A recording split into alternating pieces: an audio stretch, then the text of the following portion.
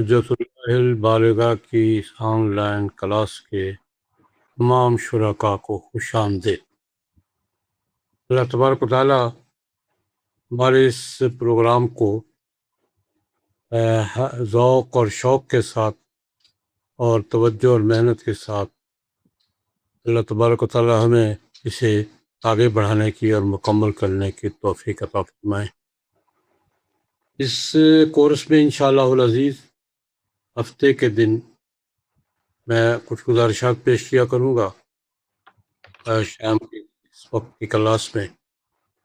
آج اس حوالے سے کچھ تمہیدی گزارشات کتاب کے بارے میں، صاحب کتاب کے بارے میں، اور آج کے دور میں کتاب کے مضمون اور اس کے سبجیکٹ کی اہمیت کے بارے میں کچھ تمہیدی گزارشات پیش کروں گا انشاءاللہ العزیز۔ پھر یہ پورا جو دورانیہ ہے اس میں ساتھ رہے گا۔ اللہ رب العزت ہمیں ساتھ نبھانے کی اور اپنا کام مکمل کرنے کی توفیق عطا فرمائے۔ شاہ ولی اللہ رحمۃ اللہ علیہ امت مسلمہ کی معروف علمی، فقہی، فکری شخصیت ہیں۔ ان کے علمی خدمات کے دائرے مختلف ہیں، متنوع ہیں، اور اللہ رب العزت نے ان سے اپنے دور میں ایسا کام لیا ہے جس کے اثرات آج تک موجود ہیں، اور محسوس ہوتا ہے کہ آئندہ آنے والا دور کے اثرات کے دائرے میں رہے گا انشاءاللہ العزیز۔ یہ 12ویں صدی ہجری کے بزرگ ہیں۔ دہلی ان کا وطن تھا۔ ان کے والد محترم شاہ عبدالرحیم محدث دہلوی رحمۃ اللہ علیہ بتایا جاتا ہے کہ اورنگزیب عالمگیر نے اس دور کے تقاضوں کے مطابق فقہ حنفی کی جو تشکیل نو کی تھی الفتاوی الہندیہ کے نام سے، اس کے مرتب کرنے والوں میں شاہ عبدالرحیم محدث دہلوی رحمۃ اللہ علیہ بھی شامل ہیں۔ ان کے بیٹے ہیں یہ شاہ ولی اللہ محدث دہلوی رحمۃ اللہ علیہ۔ میں ان کے ذاتی تعارف کی تفصیلات میں جائے بغیر کو آپ حضرات سے مطالعہ کی ہیں۔ میں ان کو کچھ خصوصیات اور امتیازات کا ذکر کرنا چاہوں گا کہ یہ دور تھا اورنگزیب عالمگیر رحمۃ اللہ علیہ کی حکومت ختم ہونے کے بعد مغلوں کے زوال کا دور شروع ہو گیا تھا، اور یہ ہم آہستہ آہستہ ریورس گیئر کی طرف جا رہے تھے۔ تو شاہ صاحب نے اس دور میں آنکھ کھولی ہے جب ہمارے زوال کا آغاز ہو گیا تھا، اور ہم مختلف معاملات پہ امت مسلمہ افتراق کا انتشار کا شکار تھی، بالخصوص جنوبی ایشیا میں۔ شاہ صاحب نے مختلف میدانوں میں توجہ بھی دی ہے، کام بھی کیا ہے، خدمات بھی انجام دی ہیں، لیکن میں علمی دنیا میں، فکری دنیا میں ان کی جو خدمات ہیں میں ان کا ہلکا سا ذکر کرنا چاہوں گا۔ جو ان کے امتیازات یا اولیات کہہ لیں آپ، کہ جو کام انہوں نے پہلے نہیں ہو رہے تھے انہوں نے کیے ہیں۔ مثال کے طور پر ایک کام ان کا یہ ہے کہ ہمارے ہاں ہندوستان میں حدیث کی روایت سند کے ساتھ موجود تو تھی، گجرات پہ بھی تھی، سندھ میں بھی تھی، لیکن اس کا عمومی ماحول نہیں تھا۔ یہ حدیث کی کتابیں سند اور روایت کے ساتھ اہتمام کے ساتھ پڑھائی جائے، یا جس طرح ہمارے یہاں دورہ حدیث ہوتا ہے، بخاری، مسلم، ترمذی، ابو داؤد، ہم سند اور روایت کے ساتھ اس کا ایک پورا دورہ کرتے ہیں اور پڑھتے پڑھاتے ہیں۔ یہ روایت مختلف مقامات پر تو تھی، لیکن جنوبی ایشیا میں یہ مجموعی طور پر یہ طریقہ کار نہیں تھا۔ ہمارے یہاں درس نظامی کا نصاب نافذ تھا، عام رائج العمل تھا، جس میں حدیث کی آخری کتاب مشکوٰۃ شریف ہوتی تھی۔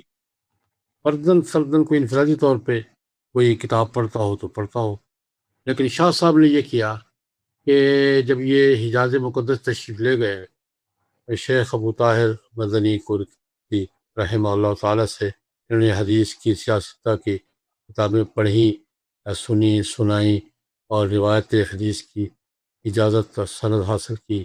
واپس آ کر انہوں نے یہ سلسلہ یہاں باقاعدہ اہتمام کے ساتھ شروع کیا اور جو اب تک جاری ہے۔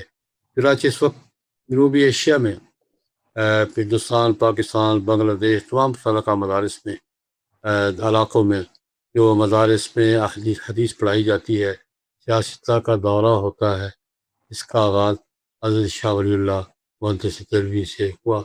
اس لیے ان کو مسند الہند کہا جاتا ہے، اور یہاں کی جو روایات کی اسناد ہیں ان کا بڑا جنکشن وہی ہے۔ کسی بھی مکتب فکر کے کوئی محدث یہاں کسی بھی علاقے میں حدیث پڑھاتے ہیں تو عام طور پر ان کی سند حضرت شاہ ولی اللہ سے ہو کر اوپر جاتی ہے۔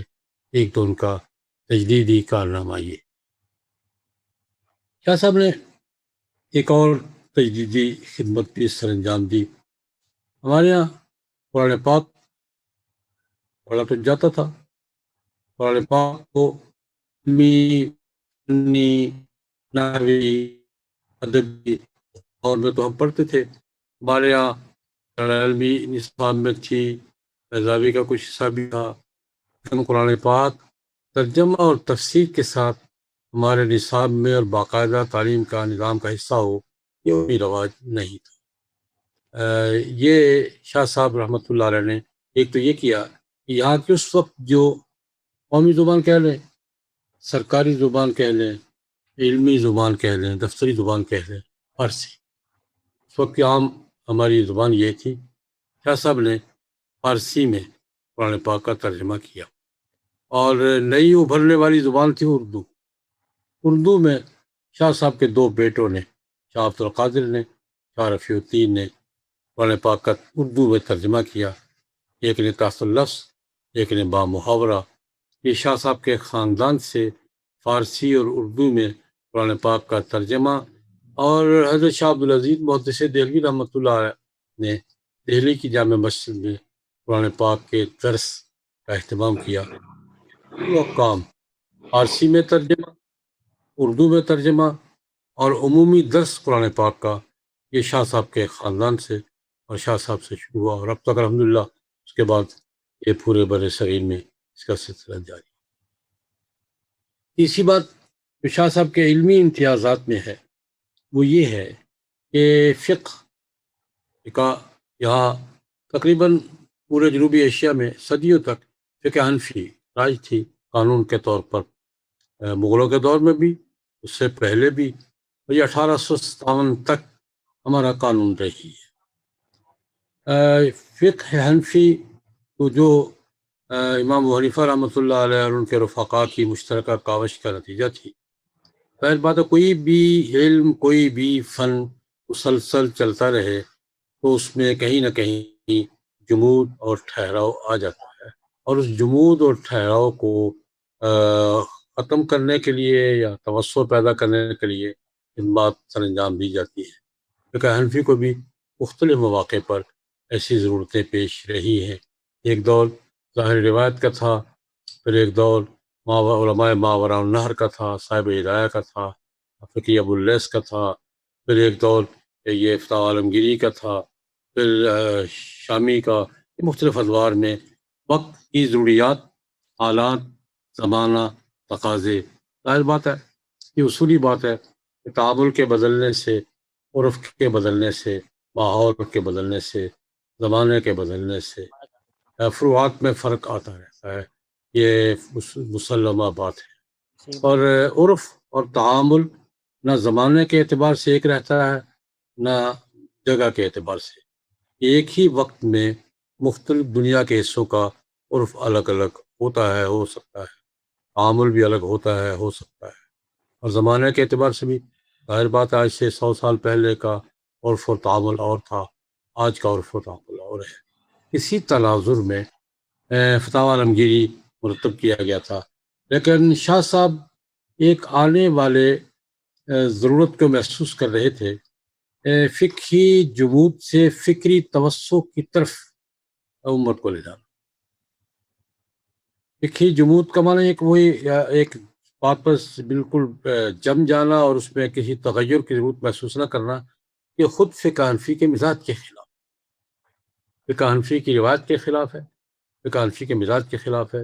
یہ ہر دور میں تجدید نو، تشکیل نو کے مراحل سے گزری ہے۔ تو شاہ صاحب نے اس میں اجتہادی صلاحیتوں کا مظاہرہ کیا اور جمود کو توڑا۔ بھئی فقہی جزیات ٹھیک ہیں، لیکن فقہی جزیات کی جو بنیادیں قرآن و سنت میں ہیں، قرآن و سنت کی رہنمائی میں اور ماضی کے تعامل کی رہنمائی میں، امت کے تعامل کی رہنمائی میں ان کو اثر نو سمجھا جائے اور سمجھایا جائے۔ شاہ صاحب نے یہ توسع پیدا کیا۔ انہوں نے فقہ حنفی کا دائرہ توڑا نہیں ہے، لیکن توسع پیدا کیا ہے، وقت کی ضروریات کو ایڈجسٹ کیا ہے۔ اور اس کے ساتھ میں یہ سمجھتا ہوں، ایک بات عام طور پہ کہی جاتی ہے، شاہ صاحب کے زمانے میں یہ بر صغیر میں ایک نصاب تھا تعلیمی درس نظامی کا، جس کی بنیاد فقہ اور معقولات پر تھی۔ اس کا زیادہ حصہ معقولات پر تھا، جس پہ فلسفہ اور منطق اور ساتھ فقہی کیونکہ قانون تھا ملک کا۔ ایک نصاب شاہ ولی اللہ کا نصاب کہلاتا ہے، وہ اس کی زیادہ دائرہ منقولات کا تھا۔ اب دونوں نصابوں کو الگ الگ پڑھیں گے تو وہ آپ یہ کہیں گے کہ شاہ صاحب کا نصاب منقولات پہ مبنی ہے اور درس نظامی زیادہ تر فقہ، قانون اور معقولات پہ مبنی ہے۔ کہا یہ جاتا ہے کہ شاہ صاحب نے معقولات کا راستہ ترک کر دیا تھا اور منقولات پہ زیادہ زور دیا۔ مجھے اس رائے سے اتفاق نہیں ہے۔ شاہ صاحب نے محسوس کر لیا تھا کہ یہ وہ دور تھا جب مغرب میں فکری انقلاب آ چکا تھا، ریکنسٹرکشن ہو چکی تھی عقائد کی، الہیات کی، اور مغرب مارٹن لوتھر کے زیر اثر، پروٹیسٹنٹس کے زیر اثر مغرب ایک نئے دور میں داخل ہو چکا تھا، اور اس کے اثرات آہستہ آہستہ یہاں آ رہے تھے۔ یہ ایک میرا ذاتی اثر ہے، تاثر ہے کہ سائنس کے ارتقاء کے بعد جو خالص عقلی فلسفہ تھا، یونانی فلسفہ، اس کا دور تو گزر چکا تھا۔ اب نیا دور مغرب کے ریکنسٹرکشن کے بعد، انقلاب فرانس کے بعد کہہ لیجیے، اور مغرب میں سائنسی ارتقاء اور تجربات کے بعد ایک نیا فلسفہ اور فکر، اس کی بنیاد مشاہدات پر، تجربات پر، سماجیات پر، یہ ایک نیا فکر و فلسفہ روشناس ہونا شروع ہو گیا تھا اور اس کے اثرات دنیا بھر میں پھیل رہے تھے۔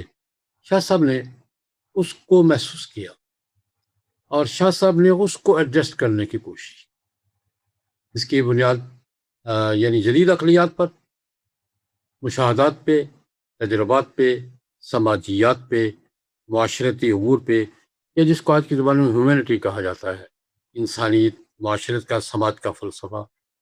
میں یہ اذکیہ کرتا ہوں کہ شاہ صاحب نے معقولات کو ترک نہیں کیا، معقولات قدیمہ سے معقولات جدیدہ کی طرف شاہ صاحب نے رخ موڑا ہے، اور حجت اللہ البالغہ اس کا شاہکار۔ شاہ صاحب نے نئے دور کی فکری ضروریات کو محسوس کر کے اس کے مطابق شاہ صاحب نے قرآن و سنت کی تشریح، تعبیر کا ایک نیا رخ دیا، اور جو میرے ذاتی مطالعہ کی روح سے یہ ہے کہ معقولات قدیمہ سے معقولات جدیدہ آنے والا دور جو سماجیات کے فلسفے کا دور ہے، ہیومینٹی کا دور ہے، یہ سائنسی فکر اور فلسفے کے دور کے پر عبارت ہے۔ میں سمجھتا ہوں کہ شاہ صاحب نے اس کی ضرورت کو محسوس کیا، اور اس کی ضرورت کو محسوس کر کے ان لائنوں کو، اس فریکوینسی میں شاہ صاحب نے قرآن پاک، حدیث، اسلامیات کی تشریح کی ہے، جس کا ایک واضح نمونہ حجت اللہ البالغہ۔ شاہ صاحب اپنی کتاب کا تعارف کرواتے ہیں خود، اس کی طویل آپ پڑھیں گے تو شاہ صاحب اس پہ کتاب کا تعارف خود کرواتے ہیں۔ اس کو شاہ صاحب علوم حدیث کا ایک شعبہ قرار دیتے۔ شاہ صاحب نے اپنی تمہید میں، مقدمہ سے پہلے، جو کتاب کا اور اس کی وجہ تصنیف کا شاہ صاحب نے جو ذکر کیا ہے، اور اپنے سبجیکٹ کا کہ میں اس موضوع پہ بات کر رہا ہوں، یہ کتاب کس موضوع کی ہے، شاہ صاحب نے اس میں دو باتیں کہی ہیں جن کا میں تذکرہ کرنا چاہوں۔ ایک تو یہ ہے کہ حدیث رسول حدیث رسول کی ایک تو تعریف ہمارے یہاں منتقل ہوتی آ رہی ہے، وہی تعریف تو وہی ہے، قول رسول، فعل رسول، تقریر رسول صلی اللہ علیہ وسلم۔ حدیث جناب نبی کریم کے ارشادات، جناب نبی کریم صلی اللہ علیہ وسلم کے اعمال، سنت، اور حضور کے سامنے جو معاملات ہوئے حضور کی طرف سے توثیق، یہ تقریر کہلاتی ہے۔ تو حدیث یہ قول رسول، فعل رسول، تقریر رسول، یہ حدیث کی تعریف اب بھی یہی ہے۔ لیکن شاہ صاحب نے اس سے پہلے حدیث کا تعارف کروایا، حدیث کی حیثیت واضح کی ہے۔ شاہ صاحب یہ فرماتے ہیں کہ حدیث رسول تمام علوم دینیا کا سورس اور تمام علوم دینیا کا ماخذ، تمام علوم دینیا کا سرچشمہ ہے۔ شاہ صاحب کی عبارت دیکھیں، ان عمدۃ العلوم الیقینیۃ ورأسها ومبلغ الفنون الدینیۃ واساسہ هو علم الحدیث۔ یہ تمہید باندھ کر آگے حدیث ذکر کرتے ہیں، الذی یذکر فیہ ما صدر من افضل المرسلین من قول اور فعل اور تقریر۔ یہ پہلے جملے پہ غور کرنے کی ضرورت ہے۔ شاہ صاحب حدیث، یہ ہمارے یہاں حدیث تو ٹھیک ہے، حدیث و سنت دلائل شرعیہ میں سے ایک دلیل کے طور پہ قرآن پاک، حدیث، اجماع، قیاس، یا ہمارے دلائل اربعہ ہیں۔ ایک قسم کے طور پہ حدیث دلیل دوسرے نمبر کی، یا دلیل نمبر 2 دوسرے درجے کی دلیل گنی جاتی ہے۔ لیکن شاہ صاحب اس سے ہٹ کر بات کر رہے ہیں۔ شاہ صاحب حدیث کو ماخذ قرار دے رہے ہیں تمام علوم دینیہ کا۔ مثال کے طور پر میں اس کی تھوڑی سی وضاحت اپنی زبان میں کروں گا۔ شاہ صاحب فرماتے ہیں حدیث تمام علوم دینیہ کا سورس ہے، حتیٰ کہ قرآن پاک تک رسائی بھی حدیث کے ذریعے ہوتی ہے۔ بڑا سخت سا جملہ ہے لیکن ہے، ہماری قرآن پاک تک رسائی بھی حدیث کے ذریعے ہوتی ہے۔ مثال کے طور پر میں 2 مثالیں دوں گا۔ قرآن پاک کی پہلی آیات 5 نازل ہوئی تھی، بسم اللہ الرحمن الرحیم، اقرأ باسم ربک الذی خلق، خلق الانسان من علق، اقرأ وربک الاکرم، الذی علم بالقلم، علم الانسان ما لم یعلم۔ یہ 5 آیتیں ہر مسلمان جانتا ہے جو صاحب علم ہے۔ لیکن اس 5 آیتوں تک ہماری رسائی کا سورس کیا ہے؟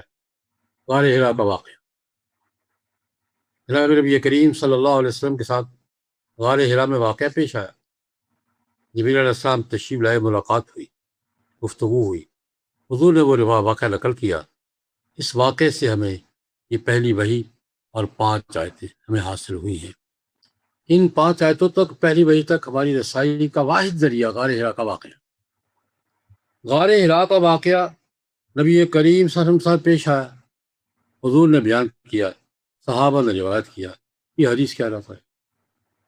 تو گویا قرآن تک ہماری رسائی کا سورس ہی حدیث ہے، براہ راست تو قرآن پاک تک ہماری رسائی کا کوئی اور ذریعہ نہیں ہے۔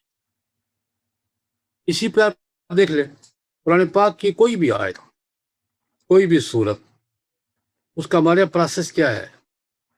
جناب نبی کریم صلی اللہ علیہ وسلم کے پاس 23 سال تک جبریل علیہ السلام آتے رہے، کبھی 3 آیتیں، کبھی 4 آیتیں، کبھی 2 آیتیں، کبھی سورت، کبھی آدھی سورت حضور ان سے دیتے تھے، اور امت کو، صحابہ کرام کو بیان فرماتے تھے کہ جبریل آئے تھے، یہ آیتیں لے کر آئے ہیں، اور یہ ساتھ ترتیب بھی بتاتے تھے کہ یہ آیتیں فلاں صورت میں، فلاں آیت سے پہلے، فلاں آیت کے بعد، وہاں اس ترتیب میں ترتیب بھی دیتے تھے۔ تو جناب نبی کریم صلی اللہ علیہ وسلم کا یہ کہنا کہ جبریل آئے تھے اور جبریل نے یہ آیات مجھے دی ہیں، یا مجھے اللہ پاک نے عرش پہ بلایا اور یہ آیات دی ہیں، یہ حدیث ہے۔ قرآن پاک کی ہر آیت تک، قرآن پاک کی ہر صورت تک، قرآن پاک کے ہر جملے تک رسائی کا سورس حدیث ہے۔ حدیث کے بغیر ہم قرآن پاک کی کسی آیت تک نہیں پہنچ پاتے۔ اس لیے مجھے تو جب کوئی پوچھتا ہے، سوال ہوتے رہتے ہیں، کوئی نوجوان پوچھتا ہے کہ مولوی صاحب قرآن پاک کے بعد حدیث پہ ایمان لانا بھی ضروری ہے، میرا جواب یہ ہوتا ہے، بھائی قرآن پاک کے بعد نہیں، قرآن پاک سے پہلے حدیث پہ ایمان لانا ضروری ہے۔ حدیث پہ ایمان ہوگا تو قرآن پاک پہ ایمان ہوگا، حدیث پہ ایمان نہیں ہوگا تو قرآن پاک کے کسی ایک جملے پر ایمان بھی ممکن نہیں۔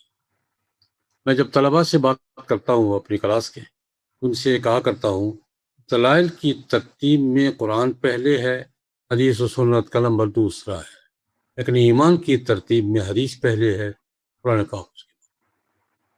میرے خیال میں شاہ صاحب یہی بات کہہ رہے ہیں، ان عمدۃ العلوم الیقینیۃ وراسہا ومبنى الفنون الدینیۃ واساسہا هو علم الحدیث۔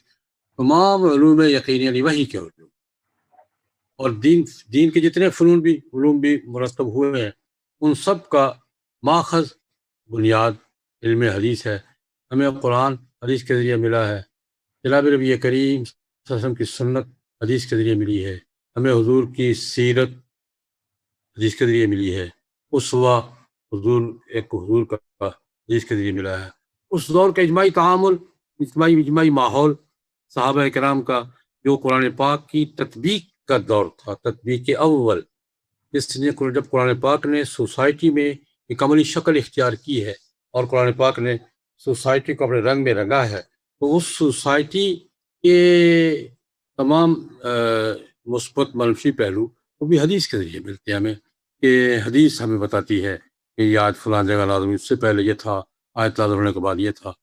تو پہلی بات تو یہ شاہ صاحب نے حدیث کا تعارف تمام علوم دینیا کے ماخذ اور سورس کے طور پر ہے، اور پھر حدیث کی بات کرتے ہوئے شاہ صاحب اگلی بات کرتے ہیں، میں وہ بھی توجہ دلانا چاہوں گا۔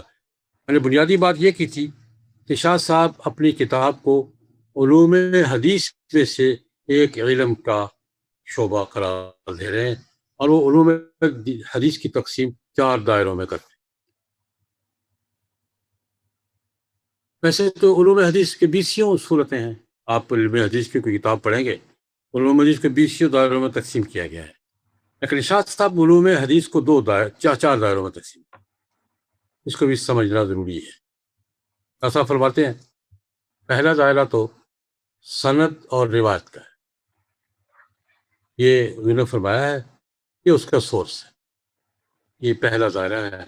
جناب نبی کریم صلی اللہ علیہ وسلم کا فعل یا حضور کا قول، حضور نے یہ کیا تھا، مجھ تک یہ بات ایسے پہنچی ہے، جناب نبی کریم صلی اللہ علیہ وسلم نے یہ فرمایا تھا، مجھ تک یہ قول ایسے پہنچا ہے، حضور کے سامنے یہ بات ہوئی تھی، حضور نے خاموشی اختیار کر لی یا کہ توثیق فرما دی، مجھ تک یہ بات ایسے پہنچی ہے۔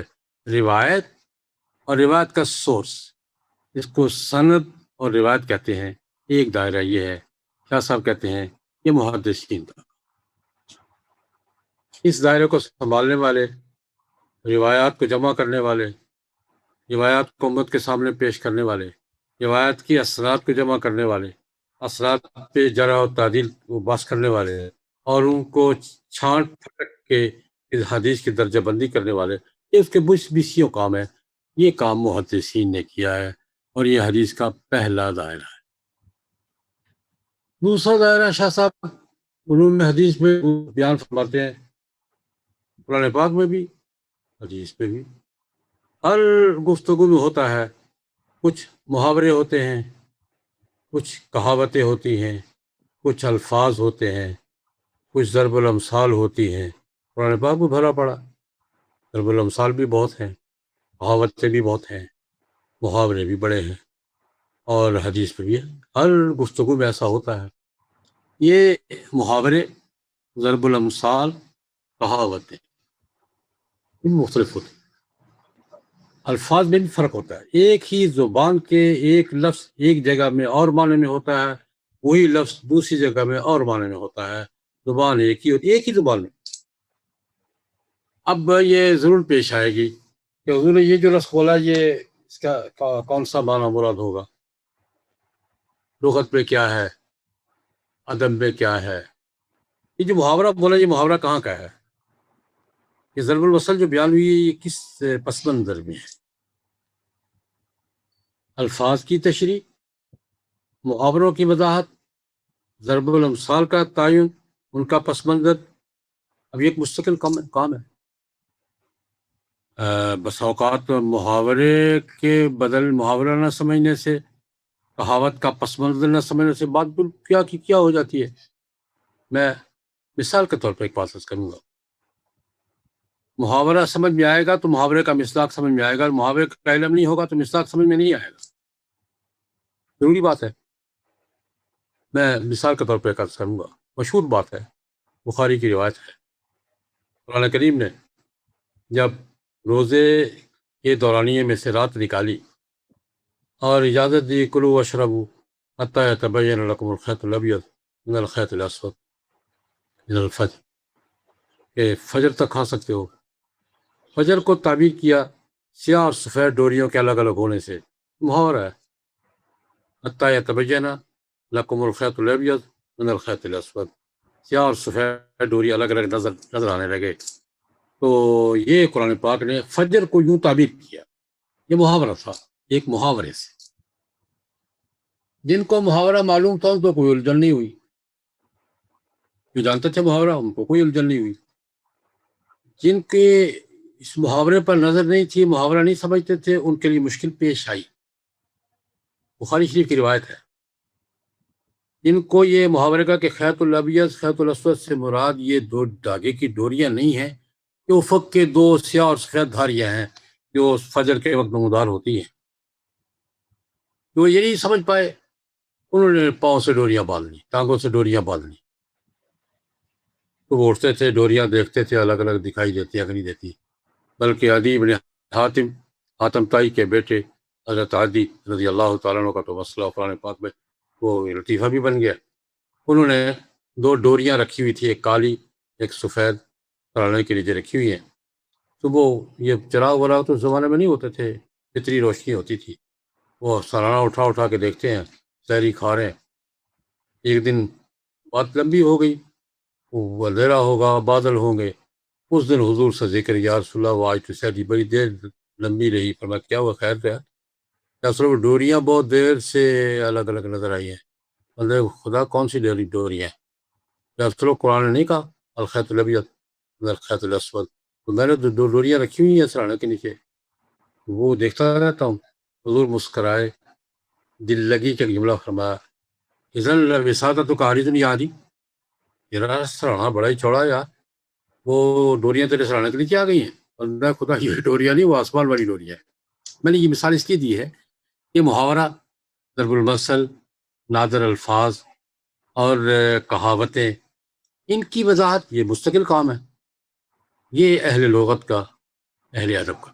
شاہ صاحب دوسرا دائرہ حدیث کے علم میں دوسرا دائرہ یہ بیان فرماتے ہیں کہ نادر الفاظ کی تشریح، محاوروں کی تشریح، امثال کی تشریح، ان کے مصداقات بیان کرنا، یہ حدیث کا دوسرا دائرہ ہے۔ اور یہ فرماتے ہیں کہ یہ دائرہ اہل لغت کا اور اہل ادب کا ہے، تو اس کی وضاحت۔ تیسرا دائرہ شاہ صاحب بیان فرماتے ہیں کہ حدیث حضور کے مراد کیا ہے، شرعی معنی کیا ہے۔ اس کو ہم استنباط کہتے ہیں، استدلال کہتے ہیں، اس کے شرعی معنی بھی، اس کا تفقق ہے۔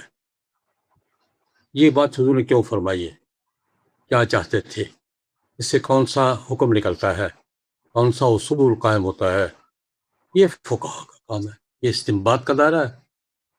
حدیث کے شرعی مفہوم اور مقصد کی وضاحت کا دائرہ ہے، اور یہ فقہا کا، فقہا صحابہ کے دور سے یہ کرتے آ رہے ہیں۔ اس آیت سے یہ مسئلہ نکلتا ہے، ایک ایک آیت سے اور ایک ایک حدیث سے بے شمار مسائل نکل، استنباط کرتے ہیں، اصول قائم کرتے ہیں۔ بلکہ بخاری کے استدلالات پہ تو بڑی لمبی بات ہوتی ہے، یہ ترجمۃ الباب، حدیث سے کیا تعلق ہے اس کا، اور یعنی حدیث سے کیسے انہوں نے یہ استنباط کیا ہے، ان کے استدلال کا اسلوب کیا ہے، گہرائی کیا ہے، ندرت کیا ہے، مستقل بحث ہوتی ہے بخاری میں۔ تو یہ استنباط کرنا، استدلال کرنا اور ہے، استنباط کرنا حدیث میں سے مسئلہ نہیں، مسئلہ معلوم کرنا۔ اب دیکھیں کہ ایک ایک حدیث سے فقہا نے 10 10 15 15 20 20 مسئلے نکالے، حدیث آیت ایک ہی ہے، ایک فقیر اس میں سے ایک مسئلہ نکال رہا ہے، دوسرا نہیں، ایک فقیر 10 مسئلہ نکال رہا ہے۔ بخاری کی ایک روایت ہے، حدیث بریرہ کہلاتی ہے، لمبی روایت ہے۔ محدث باتیں ہیں کہ فقہا نے اس ایک روایت سے 100 سے زیادہ مسائل مستنبط، ایک روایت سے یہ بھی مسئلہ بنتا ہے، یہ بھی نکلتا ہے، یہ استنباط کا دائرہ ہے، تفقع کا دائرہ ہے۔ یہ تیسرا دائرہ شاہ صاحب بیان فرماتے ہیں، یہ فقہا کا کام۔ حدیث کے ان 3 دائروں کے ذکر کے بعد شاہ صاحب ایک چوتھا دائرہ ذکر کرتے ہیں جو ان کا اپنا دائرہ ہے، وہ دین اور لم بیان کر۔ اس حکم کا سماجی پس منظر کیا تھا، اس حکم کی ضرورت کیا تھی، اس حکم کا فائدہ کیا ہوا، اس حکم سے تبدیلی کیا آئی، ایک مستقل دائرہ ہے، اس کو اسرار دین کہا جاتا ہے۔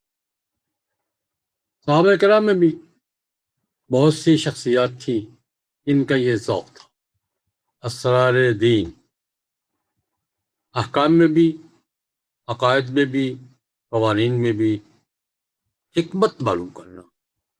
حکمت سے مراد، میں ابھی ایک بات کہنا چاہوں گا، ہمارے ابھی حکمت کے 2 دائرے الگ الگ ہیں۔ ایک ہے حکمت عقلی نظری، وہ بھی ٹھیک ہے، ہم اب تک 1000 سال میں یہی کرتے آ رہے ہیں۔ کیا صاحب نے اس کو سماجیات میں تبدیل کیا، سماجی معاشرتی ضرورت کیا ہے، معاشرتی حکمت کیا ہے، سماجی فائدہ کیا ہے۔ حکمتوں کے دائروں کو عقلی اور نظری سے دائرے تبدیل کر کے کیا صاحب اس کو سماجیات کی طرف لائے۔ یہ حکم، اس کے سماجی فوائد کیا تھے، معاشرتی فوائد کیا تھے، اس کی ضرورت کیا تھی، اور یہ کوئی نئی بات نہیں ہے۔ صحابہ کرام رضوان اللہ علیہم اجمعین نے بہت سی شخصیات کو اللہ پاک نے یہ ذوق عطا فرمایا تھا۔ میں ایک بات تذکیہ کرتا ہوں، امت میں بعد میں علمی طور پر جتنے طبقات بھی وجود میں آئے ہیں، محدثین، فقہا، مفسرین، قراء، حفاظ، کسیوں شعبے ہیں، ان کو آپ دیکھیں گے تو ان میں سے ہر شعبے کے پیچھے صحابہ کرام میں سے 1-2 شخصیات کھڑی دکھائی۔ اللہ پاک نے تکوینی طور پر یہ تقسیم صحابہ میں کر دی تھی، یہ تکوینی تقسیم میں اس کو کہا کرتا ہوں، تکوینی طور پر اللہ رب العزت نے یہ تقسیم کر دی تھی۔ مثال کے طور پر حدیثیں یاد کرنا، سنانا، پڑھتے رہنا، ابو ہریرہ کا ذوق تھا، اور کچھ اور بزرگ بھی تھے ساتھ، لیکن سب سے بڑا ذوق ابو ہریرہ کا تھا، جو آگے محدثین کے پورے طبقے میں جا کر تشکیل پایا۔ اور باقی یہ اس آیت کا مطلب کیا ہو سکتا ہے، تعبیر کیا ہے، کہاں نازل ہوئی تھی، یہ تعبیر اور تفسیر عبداللہ بن عباس کا ذوق تھا، زیادہ باقیوں کا بھی تھا لیکن سب سے زیادہ عبداللہ بن عباس کا تھا، اس لیے ان کو مفسرین کا سردار کہا جاتا ہے۔ قرآن پاک کے آیات میں سے احکام مستنبط کرنا، اس کا یہ مطلب بنتا ہے، یہ قانون نکلتا ہے، یہ عبداللہ بن مسعود کا ذوق تھا زیادہ، سب دوسروں سے ممتاز۔ قرآن پاک کو اچھے انداز سے پڑھنا، یہ ابی بن کعب کا اور ابو موسیٰ اشعری کا ذوق تھا۔ حلال حرام کے مسائل میں زیادہ تر باقی ابو معاذ بن جبل کی، یہ خصوصیات خود حضور نے اپنے ساتھیوں کی بیان کی۔ ابی بن کعب جو ہے یہ قاری بڑا ہے، معاذ بن جبل کو حلال حرام کا ذوق زیادہ ہے، معلوم کا، زید بن ثابت کو وراثت کے احکام کا ذوق زیادہ ہے۔ یہ وہ چند صحابہ جن کے حضور نے خود ان کے امتیازات کا ذکر کیا ہے۔ تو اسی طرح یہ جو مستقل شعبہ اسرار دین کا، اس مسئلے کی حکمت کیا ہے، کیوں اس کی سماجی ضرورت کیا تھی، اس کے پس منظر میں بھی حضرت شاہ صاحب رحمۃ اللہ علیہ بھی ذکر فرماتے ہیں، اور علماء نے بھی اس پہ بحث کی ہے۔ آپ کو صحابہ کرام میں اس کے پیچھے کھڑے نظر آئیں گے حضرت عمر رضی اللہ تعالیٰ عنہ، اور سب سے زیادہ ام المومنین حضرت عائشہ۔ بلکہ آپ سیرت عائشہ پر سید سلیمان ندوی کی کتاب پڑھیں، انہوں نے اس پہ بحث کی ہے باقاعدہ، کہ اسرار دین کے جس طرح علم حدیث کی نسبت سب سے زیادہ ابو ہریرہ کی طرف ہوتی ہے، اسرار دین، دین کی حکمتیں، یہ معلوم کرنے اور اس کی وضاحت کرنے کی نسبت سب سے زیادہ حضرت عائشہ کی طرف۔ یوں سمجھ لیجئے اسرار دین کے علم کی بانی یہ سلیمان رضوی ان کو قرار دیتے ہیں۔ وہ خود بھی کہتی ہیں، حضرت عائشہ کہتی ہیں کنت سؤلا، میں بہت سوال کیا کرتی تھی، مجھے میرا مزاج تھا، اور اس وقت تک کرتی رہتی تھی جب تک بات سمجھ میں نہیں آئی۔ اللہ پاک نے بڑی ذہانت دی تھی۔ سؤلا مبالغہ، میں سوال کرتی رہتی تھی، یہ بات سمجھ آتی پوچھتی تھی، یا رسول اللہ کیوں ہوا ہے، کیوں ہے یہ، اور وضاحت بھی کرتی تھی۔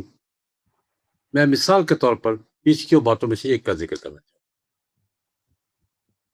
یہ پوچھا گیا، عبداللہ بن عباس سے بھی پوچھا گیا، حضرت عائشہ سے بھی پوچھا گیا کہ جمعے کا غسل پہلے فرض تھا پھر سنت ہو گیا، وجہ پہلے فرض کیوں تھا پھر فرضیت ساقط کر کے سنت پہ آئیے کیوں؟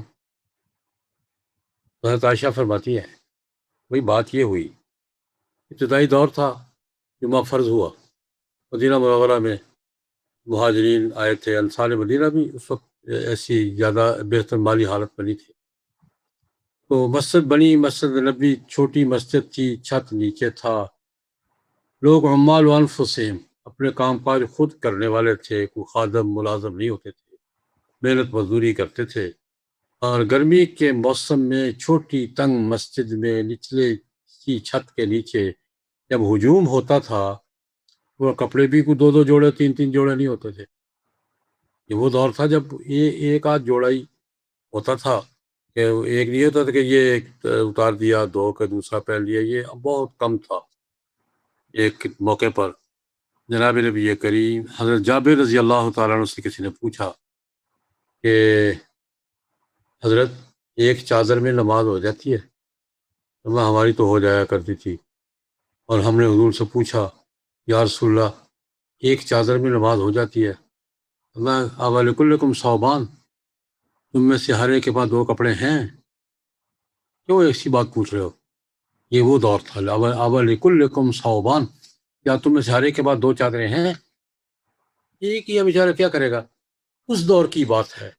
حضرت عائشہ فرماتی ہیں مسجد تنگ تھی، چھت نیچے تھا، نہانے دھونے صابن وغیرہ کنگھی تیل وغیرہ کی سہولت میسر نہیں تھی، محنت مشقت کرتے ہوئے آتے مسجد جو کیفیت ہو جاتی، جون کا مہینہ ہو اور عرب کی گرمی ہو اور لوگ اکٹھے ہو جائیں، تو جناب نبی کریم تو بڑے نازک مزاج اور حساس بزرگ تھے، بدبو جب پیدا ہوئی حضور نے نہا کے آیا کرو بھائی، نہانے کو ضروری قرار دے دی۔ اس کا سماجی یہ پس منظر یہ ہے، تمہارا نہا کے آیا کرو، نہائے بغیر کوئی نہ آئے۔ کچھ عرصے کے بعد جب یہ یہود کے یہ باغات کعبے آئے، خیبر کے لڑائی میں غنیمت ملی، حالات بہتر ہوئے، پہلے والی کیفیت نہیں رہی، دو دو جوڑے نہانے دھونے کا سامان، دام ملازم وغیرہ، یہ 2 4 سال 6 سال بدلی، تو فرمایا خیر ہے، بہتر ہے کہ نہا کے آؤ، نہیں تو وضو سے گزارا ہو جائے گا۔ یہ سماجی پس منظر بیان کر رہی ہے ایک شرعی حکم کا، اس وجہ سے یہ ضروری ہو گیا تھا، اس وجہ سے نرمی ہو گئی۔ یہ ایک مستقل ذوق ہے، کسی بات کی حکمت معلوم کرنا، اور حکمت بھی سماجی، میں یہ بات پھر دہراؤں گا، ایک ہے حکمت نظری اور عقلی، ایک ہے سماجی اور معاشرتی۔ یہ سماجی اور معاشرتی حکمت، ضرورت اس کو محسوس کرنا، نشاندہی کرنا، یہ حضرت عائشہ کا ذوق تھا، اور بہت سی روایات موجود ہیں۔ حضرت شاہ صاحب رحمۃ اللہ علیہ بھی اسی ذوق کے، شاہ صاحب فرماتے ہیں علم حدیث کے 4 دائرے ہیں، ایک دائرہ سند اور روایت کا، یہ محدثین کا کام، ایک دائرہ الفاظ محاوروں ضرب الامثال کی تشریح کا، یہ اہل لغت کا، اہل ادب کا کام، ایک دائرہ استنباط کا، احکام کا، احکام مستمد، یہ فقہا کا۔ اس سے اگلا دائرہ جس کو شاہ صاحب سب سے اچھا، کیونکہ ان کے الفاظ سنیے ذرا، ان ذق الفنون الحدیثیت بیسرها عندی اعمقها محتضن ارفعها منارا اول العلوم الشریعت باللہ علی آخرها فیما ارى. شاہ صاحب اپنے فن کو سب سے بہتر، سب سے اچھا فن، سب سے اونچا یہ ہر مزاج ہوتا ہے، فطرت ہے. ہر آدمی اپنے شعبے کی برتری بتاتا ہے. بزرگوں دوستوں، ان کا کام تو یہی ہے. شاہ صاحب اسی لہجے میں بات کر رہے ہیں.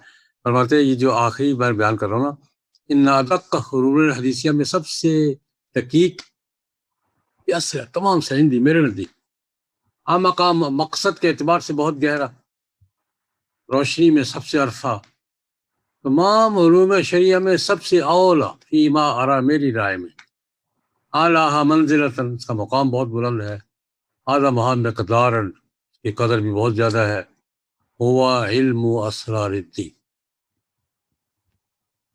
تمام علوم حدیث میں سب سے اعلیٰ علم یہ ہے، علم اسرار الدین. کیا اس پہ کیا ہے؟ الباحث عن حکم الاحکام والمیاتها، اسرار خواص الاعمال والکاتها، کہ احکام کی حکمت اور مقصد کیا ہے، فائدہ کیا ہے، ضرورت کیا تھی، اور اعمال کی خصوص، نماز کی خصوصیت کیا ہے، روزے کی خصوصیت کیا ہے، اور ان کی نقطہ رسی.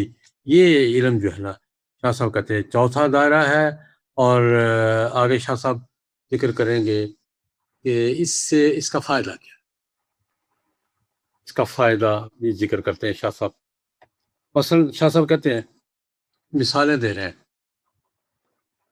ایک آدمی محض حکم کی تعمیل میں ایک بات کام کر رہا ہے، ایک آدمی اس کا مقصد سمجھ کے کر رہا ہے. ظاہر بات ہے جو محض تعمیل حکم میں کر رہا ہے کام تو بھی کر رہا ہے، لیکن اس کے کام کی نوعیت مختلف ہوگی، اور جو اس حکم کے فوائد اور نقصانات اور اس کے اثرات اور نتائج دیکھ کر سمجھ کے کر رہا اس کی بالکل مختلف ہوگی. جو آدمی کسی بھی کام کے فوائد سمجھتا ہے اس کی مثال بالکل مختلف ہے. شاہ صاحب دو تین مثالیں دی ہیں. مثلا ایک آدمی شعر سمجھتا ہے، ذوق ہے اس کا، شعر سے اشعار سے ہاتھ اٹھائے گا، لیکن ایک آدمی شعر کے فن سے واقف ہے، اس کے عروض سے، قافیہ سے، وزن سے، فن سے واقف ہے. جتنا شعر و شاعری کا لطف اس کو آئے گا دوسرے کو نہیں آئے. ایک آدمی منطق کی گفتگو کرتا ہے، اپنی باتیں کرتا ہے، لیکن ایک منطق کے ضوابط سے واقف ہے. صغرا کبرا کیا ہوتا ہے، اور اوسط کیا ہوتی ہے، اور کیا، اور یہ قضیات کیا، قضیہ شرطیہ کون سی ہے. ایک آدمی فن سے واقف ہے، وہ منطق حکما کی باتوں کو جتنا بہتر سمجھے گا دوسرا نہیں سمجھ سکتا. اسی طرح فقہ کے احکام تو سارے مانتے ہیں، لیکن جو اصول فقہ سے واقف ہے کہ یہ بات کیوں ہے، اس کے پیچھے اصول کون سا ہے، وہ فقہ کے احکام کو زیادہ بہتر سمجھے گا. یہ شاہ صاحب چند مثالیں دے کے بات سمجھا رہے ہیں کہ ایک ہے حکم پہ وہ تو مسلمان کرتا ہی ہے، ایک ہے حکم کی حکمت اور اس کی لم اور اس کے فوائد سمجھ کے کرنا. اس سے انسان کی بصیرت میں، کام کی کیفیت میں، اور اس کے کام کے جذبے میں اضافہ ہو جاتا ہے. یہ شاہ صاحب اس علم کا فائدہ بیان کر رہے ہیں. میں نے چند باتیں ذکر کی، ساری باتیں ذکر نہیں کی. شاہ صاحب جو بات پہ پہلی بات کی طرف واپس آ رہا ہوں، شاہ صاحب فرماتے ہیں میری کتاب حجت اللہ البالغہ، یہ علوم حدیث میں سے جو چوتھا دائرہ ہے نا، اسرار دین، دین کے احکام کی حکمتیں، لمیات، مقاصد، اسرار، ان کے دائرے کی کتاب. شاہ صاحب نے اس کتاب میں دو جلدیں ہیں، دو حصے کیے ہیں. ایک حصے میں تو شاہ صاحب بیان فرمائیں گے حکمت کے اصول بیان فرمائیں گے، اور یہ عقائد میں بھی، اور وجدانیات میں بھی، اور احکام میں بھی، اور معاشرت میں بھی، اور سماجیات بھی، اور اتفاقات کے نام سے یہ بہت کچھ بیان کریں گے. اصول بیان کر کے کچھ شعبوں کے، ان اصولوں پر احادیث کی تطبیق، ہر شعبے کی چند احادیث ذکر کریں گے. اور بھائی یہ جو میں نے اصول بیان کیا تھا نا، یہ فلاں اصول کے تحت اس حدیث کے کیا یہ معنی ہے، یہ معنی ہے. یہ شاہ صاحب دو حصوں میں تک تھی. یہ میں نے اس پہ زیادہ بات اس لیے کرتی کہ عمل ہم یہی کام کریں گے. جب تک ہماری کلاس چلے گی ہم شاہ صاحب کی یہی باتیں نقل کریں گے اور ایک ایک کر کے. تو میں نے ایک بات یہ عرض کی ہے، شاہ صاحب کے کچھ امتیازات کا ذکر کیا، اور شاہ صاحب نے یہ کتاب جس موضوع میں جس دائرے میں لکھی ہے اس کا ذکر کیا ہے. اب تیسری بات کی طرف، تو آج کی گفتگو کی آخری بات، شاہ صاحب رحمۃ اللہ علیہ نے، میں وہ بات پھر دہراؤں گا کہ شاہ صاحب نے علوم دینیہ کا، فہم دین کا رخ معقولات قدیمہ سے معقولات جدیدہ کی طرف. میرے نزدیک شاہ صاحب کا سب سے بڑا کمال یہ ہے، آنے والے دور کی مثال کو، تو آج کا دور کیا ہے، یہ غضب کی بات نہیں ہے کہ جو صورتحال ہمیں آج پیش آ رہی ہے 300 سال کے بعد، ہمارے آج کے دور کی فکری ضروریات کو شاہ صاحب نے 250 سال 300 سال پہلے محسوس کیا، اصول قائم کیے، دائرہ دیا، ہماری رہنمائی فرمائی، اور ان کے اثرات آج تک محسوس ہو رہے ہیں. میں اس کے کچھ مشاہدات ذکر کرنا چاہوں،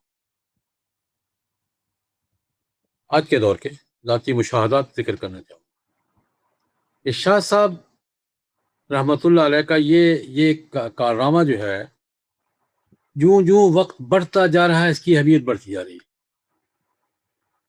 جوں زمانہ گزرتا جا رہا ہے اس کی ضرورت کا احساس بڑھ رہا ہے. میں اپنے دور کے 2-3 مشاہدات ذکر کرنا چاہوں.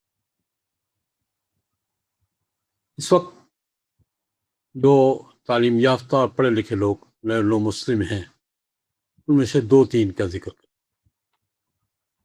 کچھ عرصہ پہلے کی بات ہے، کچھ 3 اشرے پہلے کی بات ہے، امریکہ سے ایک محترم خاتون تشریف لائی، ہمارے پروگرام نے تشریف لائی، ڈاکٹر ماریا کے ہرمنسن، ابھی حیات ہیں، شکاگو یونیورسٹی میں سے منسلک ہیں، شاہ ولی اللہ پر بڑا کام ہے. وہ مسلم ہیں، پہلے مسیحی تھی، اسلام قبول کیا، اسلام قبول کرنے کے بعد کچھ وہ فلسفے کا اور تصوف کا ذوق رکھتی ہیں، اور یہ اہل علم جانتے ہیں کہ تصوف اور فلسفہ جب جمع ہوتے ہیں تو اس کی بہار ہی اور ہوتی ہے. تصوف عملیات کے میدان میں اور رنگ دکھاتا ہے، اور جب فلسفے کے ساتھ امتزاج ہوتا ہے تو اس کا بالکل اور عجیب بہار ہوتی ہے اس کی. میں اس طرف ابھی نہیں جا رہا، میں یہ بتا رہا ہوں کہ اس کا ذوق فلسفے میں تو ماسٹر ڈگری کی تھی اس نے سین ڈیگو یونیورسٹی سے، اور روحانیات کا بھی، وجدانیات کا ذوق بھی تھا. جب مسلمان ہوئی ہے تو مسلمان ہونے کے بعد وہ خود بتاتی ہے، ڈاکٹر ماریا کے ہرمنسن، اگر آپ اس نام کے ساتھ نیٹ پہ جائیں گے تو آپ ان کی اپنی ویب سائٹ بھی مل جائے گی، ہرمنسن کے نام سے، ڈاکٹر ماریا ایم کے ہرمنسن کے نام سے ان کی آپ کو ویب سائٹ بھی مل جائے گی. انہوں نے وہ ڈھونڈتے ڈھانڈتے شاہ ولی اللہ تک جا پہنچی. اس خاتون نے عربی پڑھی ہے، اردو جانتی ہے، فارسی جانتی ہے. وہ پھر اس نے شاہ صاحب پہ اسٹڈی کی، اس کے پی ایچ ڈی بھی شاہ صاحب پہ ہی کی، اس نے ڈاکٹریٹ بھی شاہ صاحب پہ ہی کیا ہے. اس کے مقالے کا عنوان تھا مغرب میں شاہ ولی اللہ کی علوم کا تعارف. اس کے مقالے کے بعد حصوں کا ترجمہ میں نے بھی آج سے 25-30 سال پہلے اشریہ میں چھاپا تھا. بڑی ذہین خاتون ہے، وہاں کام کر رہے ہیں، اس وقت شکاگو یونیورسٹی میں منسلک ہیں. شاہ ولی اللہ چیئر ہے، اس کی چیئر پرسن ہے، اور حجت اللہ کا انگلش میں اسٹینڈرڈ ترجمہ انہوں نے، ہم سے اردو میں نہیں ہوتا، اس نے انگلش میں کیا ہے. حجت اللہ البالغہ کا کام بھی کیا ہے، اسے انگلش میں ترجمہ بھی کیا ہے، اور میرے خیال میں اسلام آباد یونیورسٹی کے شریعہ اکیڈمی نے یا ادارہ تحقیقات اسلام نے چھاپا ہے. ان سے میں نے پوچھا، گجرانوالے تشریف لائی ایک موقع پر، ان کا گجرانوالے تشریف آوری کا پس منظر یہ تھا کہ شاہ ولی اللہ پر، ان کے علوم پر میرے چچا محترم حضرت مولانا صوفی عبدالحمید سواتی رحمۃ اللہ علیہ کا خاصا کام ہے، ان کی خاصی تحقیقی مقالہ کتابیں ہیں۔ تو پی ایچ ڈی کی اسٹڈی میں ڈاکٹر ایم کے ہرمنسن نے ان سے استفادہ کیا تھا، تو وہ اس نیت سے آئی تھی کہ میں صوفی صاحب کو ملوں گی، ملاقات کروں گی، دیکھوں گی اور ان سے کچھ مسائل پہ ڈسکس کروں گی۔ میرے سامنے ہوئے بھی وہ۔ اور دوسرا، اس زمانے میں ہم نے گجرانوالہ میں شاہ ولی اللہ یونیورسٹی کا پروجیکٹ شروع کیا ہوا تھا۔ ابھی ابتدائی مرحلہ تھا، زمین خرید رہے تھے، وہ بلڈنگ بنا رہے تھے، تو ان کو کہیں پتہ چلا تو وہ شاہ ولی اللہ یونیورسٹی دیکھنے آئی تھی۔ میں نے کہا ابھی بھی وہ تو ابھی بالکل ابتدائی مرحلے میں ہے۔ اس وقت وہ ہمارا پروجیکٹ جامعہ شاہ ولی اللہ کے نام سے جامعہ الرشید کراچی کے پنجاب کیمپس کے طور پہ کام کر رہا ہے، لیکن اس وقت بالکل ابتدائی مرحلہ تھا۔ صوفی صاحب سے ملاقات ہوئی اور بعض مسائل پہ، وحدت الوجود پہ، دیگر فلسفیانہ مسائل پہ بس اور ڈسکشن بھی ہوئی۔ میں اس محفل میں شریک تھا۔ ڈاکٹر ایم کے ہرمنسن سے میں نے پوچھا تو بات میں کہنا چاہ رہا ہوں کہ آج کے دور میں ہم اسلام کی بات بالخصوص مغرب سے کرنا چاہ رہے ہیں، ہمیں کیا کرنا ہوگا؟ کہا دیکھو، اگر شاہ ولی اللہ کو جانتے ہو، شاہ ولی اللہ کے اسلوب سے واقف ہو، اس کے لہجے میں بات کر سکتے ہو، تو مغرب تمہاری بات سنے گا، اور کسی لہجے میں، کسی اسلوب میں مغرب تمہاری بات شاید نہ سمجھ سکے، شاید نہ سنے۔ یہ تو ڈاکٹر ہیمنسن کی بات۔ دوسرا موقع آیا، برطانیہ کے ایک انگریز نوجوان مسلمان ہو گئے، ڈاکٹر یحییٰ بیرٹ، وہ بھی موجود ہیں۔ ڈاکٹر یحییٰ بیرٹ فیملی ہے، انگریز فیملی ہے۔ جان بیرٹ بی بی سی کے ڈائریکٹر جنرل رہے، ان کا بیٹا ہے یہ۔ مسلمان ہوا، مسلمان ہونے کے بعد اس سے بھی تعلیمی ذوق تھا، یہ علم حاصل کیا اور بہت سے دینی دائروں میں گھومتا پھرتا رہا۔ اس سے پھر ڈاکٹریٹ کی ہے آکسفورڈ یونیورسٹی سے۔ یحییٰ بیرٹ کے نام سے آپ جائیں گے تو یحییٰ مل جائے گا، آپ کو نیٹ پہ مل جائے گا۔ اس کی ڈاکٹریٹ کا عنوان تھا مغرب میں جو لوگ، عنوان یہ ہے، یورپ میں یورپین نسلوں کے جو لوگ مسلمان ہوئے ہیں، ان کے قبول اسلام کے اسباب کیا ہیں۔ 5-6 سال پہلے مقالہ اس کا منظور ہو گیا تھا، چھپ کے ہے، نیٹ پہ موجود ہے۔ اس کا تجزیہ یہ ہے کہ فوکس اس کا تھا یورپ پر، یورپین نسلوں کے لوگوں پر، اور اس سے پہلے کے 10 سال پر، آج سے 5 سال پہلے کے 10 سال پر 13,000 کے قریب اس نے شمار کیے، اور اس کا 80% قرآن پاک پڑھ کے مسلمان ہوئے، براہ راست قرآن پاک اسٹڈی کیا ہے، مسلمان ہو گئے۔ میں نے اس سے پوچھا، میری ملاقات اس سے رہی ہے، میں نے کہا میرے بھائی، مغرب سے اسلام کی بات ہم کس لہجے میں کریں؟ اس کا جواب یہی تھا، دیکھو شاہ ولی اللہ کا لہجہ سیکھو، اس کی فریکوینسی سیکھو، فریکوینسی، شاہ ولی اللہ کی فریکوینسی حاصل کرو۔ اس فریکوینسی میں اگر بات کر سکتے ہو مغرب سے تو تمہاری بات سنی جائے گی، اور کسی لہجے میں نہیں۔ لیکن اس کا مطلب کیا ہے، آپ کیا کہنا چاہ رہے ہیں؟ اور سنیے، شاہ صاحب کا امتیاز مغرب کے دانشوروں کیا ہے، شاہ صاحب کا امتیاز کیا ہے؟ کہتے ہیں وہ روایت، درایت، وجدانیات کا متوازن امتزاج ہے۔ روایت بھی مضبوط، درایت بھی مضبوط، وجدانیات بھی مضبوط، تو اس کا امتزاج بھی، اور امتزاج میں بیلنس۔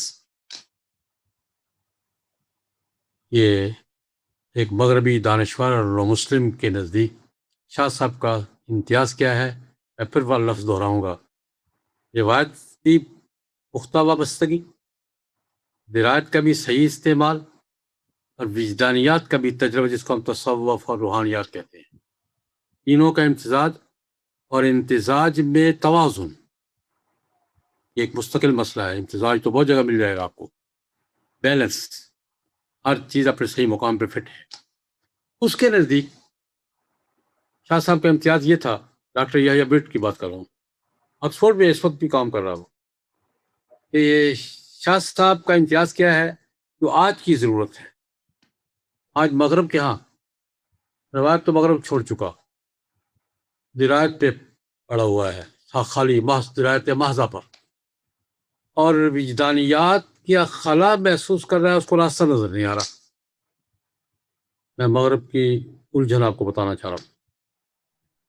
روایت سے دستبردار ہو چکا، خالی درایت پہ کھڑا ہے، وجدانیات کا خلا محسوس ہو رہا ہے، اس کو راستہ نظر نہیں آ رہا. کبھی نشے کی طرف جاتے ہیں، کبھی نفسیات کی طرف جاتے ہیں، کبھی سائیکالوجی کی طرف جاتے ہیں. میں سمجھتا ہوں یحییٰ بٹ کی بات بالکل درست ہے. روایت کے بغیر بھی کام نہیں چلتا، درایت بھی اپنے مقام پہ انتہائی ضرورت ہے، اور وجدانیات کے بغیر ان دونوں کا کوئی یعنی مصرف بھی نہیں بنتا. روایت، درایت، وجدانیات کا امتزاج، اور اس امتزاج میں توازن، یہ یحییٰ بٹ کی بات ہے. ایک نو مسلم اور کی بات کرنا چاہوں گا. یہ شیخ امین ملیشیا کے ایک بہت بڑے بدھ راہب، ان کے جو مذہبی پیشوا ہوتے ہیں، ان کے بیٹے تھے. اب بھی ہیں ملیشیا میں، شیخ امین ان کا نام ہے. مسلمان ہو گئے، اللہ کی قدرت، ان کا رخ بھی شاہ ولی اللہ کی طرف مڑ گیا.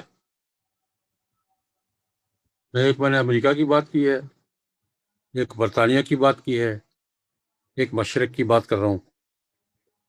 بدھ مذہب کے ان کو بتایا میرے والد بدھ مذہب کے بہت بڑے پیشوا تھے اپنے علاقے کے. مسلمان ہو گئے، مسلمان ہو کر ان کو بھی ان کی رسائی ہو گئی شاہ ولی اللہ تک، علمی فکری رسائی. شاہ صاحب نے اس کا بڑا کام کیا ہے. وہ 10 سال کی بات ہے. وہ ان کا بھی تصوف کا، اور زیادہ تر ان کا نظری تصوف کا ذوق ہے.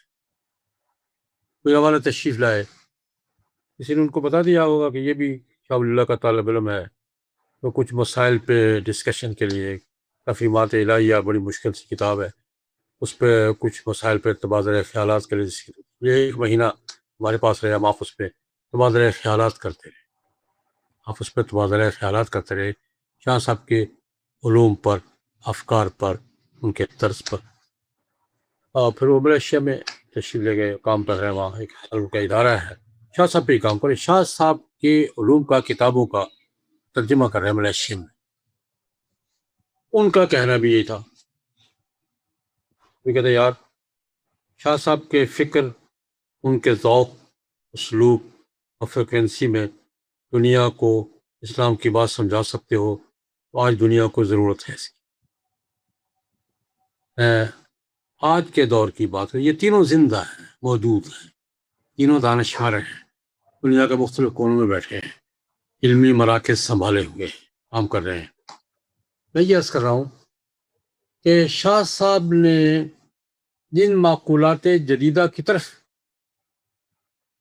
فہم دین کا راستہ موڑا تھا، رخ موڑا تھا، آج وہ ہمیں ان سے سابقہ درپیش ہے. اس لیے مجھے تو یہ ذوق ملا چچا محترم سے، سیدھی سیدھی بات ہے. حضرت مولانا صوفی عبدالحمید سواتی رحمۃ اللہ علیہ علوم ولی اللہ کے اسکالر تھے. اللہ پاک نے ان سے بڑا کام لیا.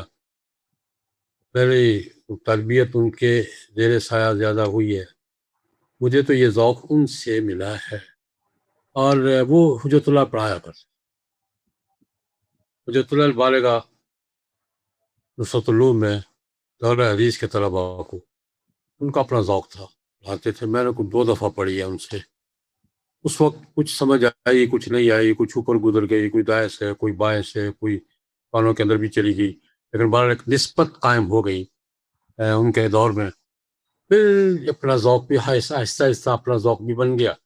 شاہ صاحب کے علوم کا، ان کی تحریک کا، ان کے سیاسی افکار کا، ان کے معاشی افکار کا، ان کے یہ فقہی افکار کا ذوق بن گیا.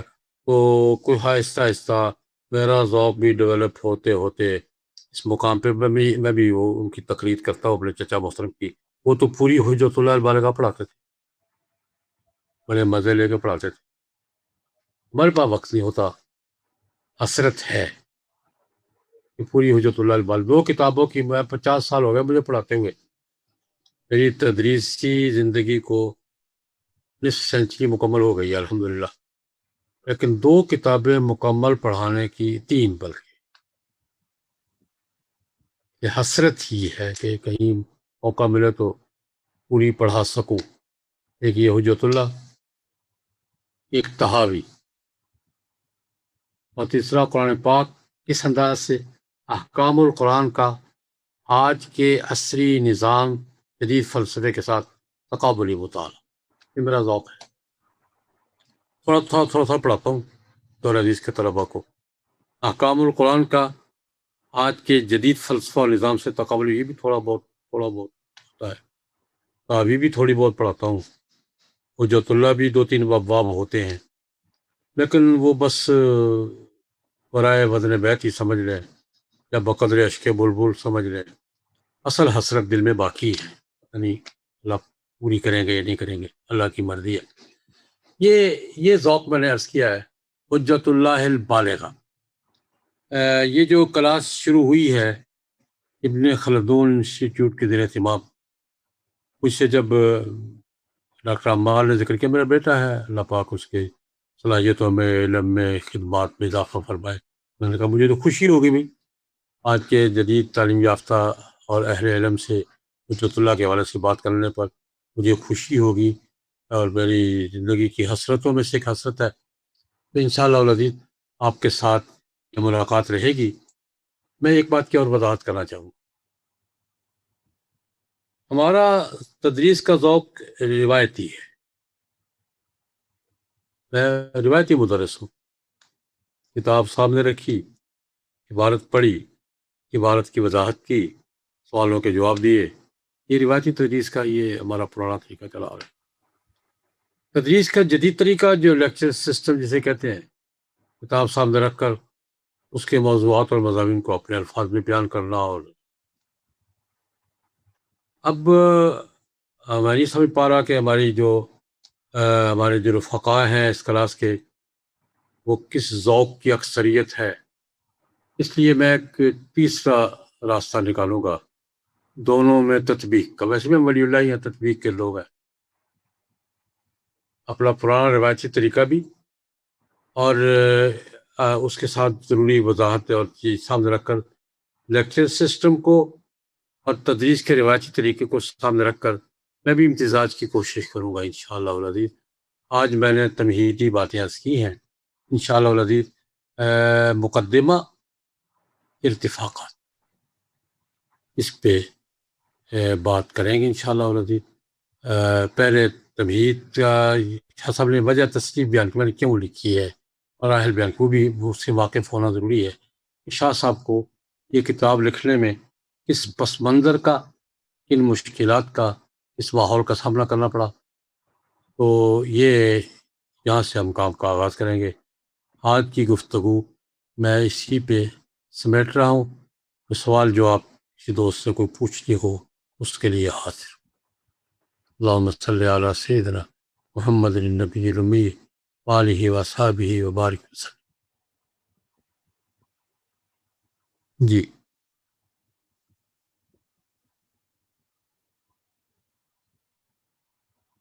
السلام علیکم. وعلیکم السلام. مولانا میرا نام محسن ہے، میں لاہور سے ہوں. آپ سے ایک بات یہ پوچھنی تھی، حضرت شاہ ولی اللہ کے اور علماء دیوبند کے جو دیوبند کے جو بانیان تھے، ان کے درمیان کوئی فکری ربط جو ہے، اس کے بارے میں کوئی اگر آپ بات وضاحت فرما دیں، ذرا ایک تسلسل ذرا واضح ہو جائے. ایک تو تعلیمی ربط ہے کہ دارالعلوم دیوبند جب بنا ہے تو انہوں نے درس نظامی کے نصاب کو اور ولی اللہ نصاب دونوں کو جمع کیا.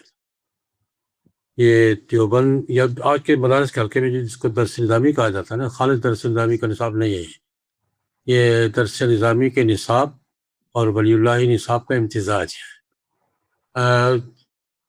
علماء دیوبند نے دوسری بات جو روایت، حدیث کی روایت اور سند کے ساتھ، یہ بھی شاہ ولی اللہ سے لی ہے.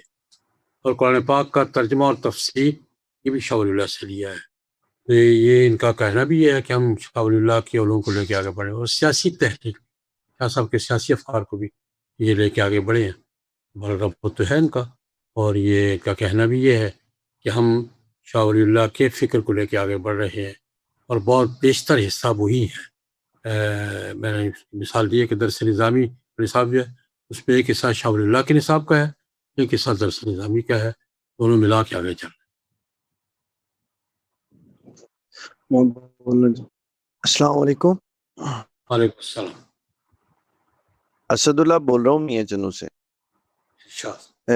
شیخ، سوال یہ ہے کہ جو آپ نے یہ بات کہی ہے کہ قدیم معقولات سے جدید معقولات کا جو ایک سفر ہے شاہ صاحب کی اس کتاب میں، آیا جو انقلاب فرانس کے بعد مغرب میں فکری اور نظری جو تبدیلیاں آئی ہیں، کیا شاہ صاحب کی فکر پر بھی کہیں کہیں ان کا اثر ہے؟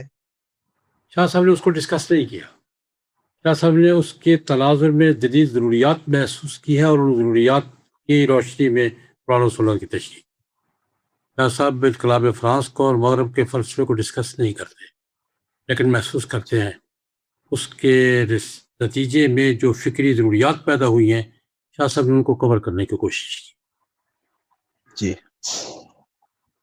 استاد جی، ایک سوال تو یہ ہے کہ آپ نے فرمایا کہ شاہ صاحب نے علم اسرار دین کے تناظر میں احکام کو عقلیات کی طرف، عقلی بنیادوں پہ ثابت کرنے کی طرف کہہ رہا ہے علم حدیث۔ تو یہ عقلیات کیا وہ فلسفے والی عقلیات ہیں، یا یہ معتزلہ جو عقل کی بنیاد پہ کرتے تھے؟ شاہ صاحب کے اس علم میں اور اس میں بنیادی طور پہ کیا فرق ہو سکتا ہے؟ یا میں نے یہ بات عرض کی ہے یہ کہ شاہ صاحب اس تناظر میں بات نہیں کرتے۔ اس تناظر میں آپ شاہ صاحب کو دیکھیں تو خاص شاہ صاحب خالص اشعری ہے، اور یونانی فلسفے کو اور معتزلہ کے تناظر میں شاہ صاحب کو دیکھیں گے، شاہ صاحب خالص اشعری ہیں، معتزلہ کے سامنے کھڑے ہیں۔ شاہ صاحب اس دور کی بات ہی نہیں کر رہے۔ شاہ صاحب تو جدید فلسفہ جو ہیومینٹی کا فلسفہ ہے یا سماجیات کا فلسفہ ہے، اس میں اس کے دائرے میں بھی بات نہیں کریں۔ اس سے جو مسائل پیدا ہوئے ہیں، جو ضروریات فکری پیدا ہوئی ہیں، ان ضروریات کو سامنے رکھ کر شاہ صاحب دین کی تعبیر۔ اس میں جو وجدانیات یعنی عقائد کا پورشن، وہ اس پہ بات نہیں کرتے، یعنی احکامات اور جو سماجیات پہ بات کریں، شاہ صاحب سماجیات پہ بات کرتے ہیں، معاشرت پہ بات کرتے ہیں۔ اچھا، دوسرا سوال یہ تھا کہ شاہ صاحب آپ نے فرمایا کہ انقلاب فرانس وغیرہ کا جو تبدیلیاں آئیں اس کو ڈسکس نہیں کیا، تو وہ کیا وہ حالات کیا تھے جنہوں نے ابھارا اس بات پہ، ان کو موڑ کیا اسرار دین پر زیادہ فوکس کر؟ کیا وہ ان کو نظر آ کر آئندہ مستقبل کی ضرورت یہ ہے؟ شاہ صاحب اس کی وضاحت کر رہے ہیں مقدمے میں، میں اس سے ذکر کروں گا۔ شاہ صاحب کہے گے کہ میں نے جدید دور کی ضروریات کو سامنے رکھ کر، اور یہ آئندہ یہی چلے گا، شاہ صاحب اس کو خود وضاحت کر رہے ہیں کہ جدید دور کی ضروریات کو محسوس کیا، اور اس کو یعنی ٹارگٹ کیے بغیر کہ میں یہ کر رہا ہوں، ضروریات پوری کر دی، بڑے اچھے طریقے سے پوری کی۔ یہ کوئی الہامی ان پر الہام ہوا، یا انہوں نے کچھ چیزیں دیکھی جس سے؟ بندہ تو الہامی دنیا کا ہی تھا۔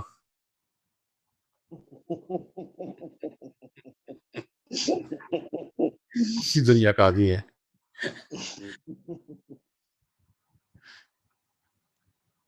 السلام علیکم جی۔ وعلیکم السلام ورحمۃ اللہ۔ استاد جی، یہ سوال پوچھنا تھا کہ شاہ صاحب کی اپنی ایک تفسیری خدمات ہے اور اپنا ایک منہج ہے، اس پر جو ہے نا وہ تفسیر وغیرہ کرتے ہیں، جس طرح صوفی صاحب کا تذکرہ کیا ہے۔ تو آج کل جتنے بھی دروس قرآن کے سلسلے ہیں، مطلب یہ فکر حسینی، مولانا حسین علی الوانی رحمہ اللہ ہو گئی، یا ملا سندھی رحمہ اللہ ہو گئی، یا اس طریقے سے اصلاحی ترتیب سے جو فکری فراہی وغیرہ ہو گئی، تو اب ان مناہج جو آج کل جو اسلوب بیان ہو رہے ہیں، تو ان میں شاہ صاحب آپ کہاں پر دیکھتے ہیں ان کا منہج وغیرہ؟ شاہ صاحب تھوڑے ہر جگہ ہیں،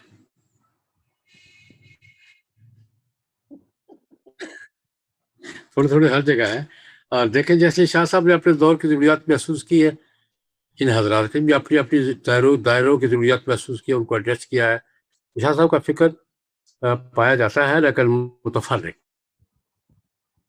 شاہ صاحب کا اصل فکر تو ان کے بیٹوں سے ہی ملے گا آپ کو مکمل، شاہ عبدالعزیز سے، شاہ رفیع الدین سے، شاہ عبد القادر سے، اور اس کو آگے پھر جہاں جہاں جتنی جس کو ضرورت پڑی ہے اس میں شاہ صاحب کو ایڈجسٹ کیا.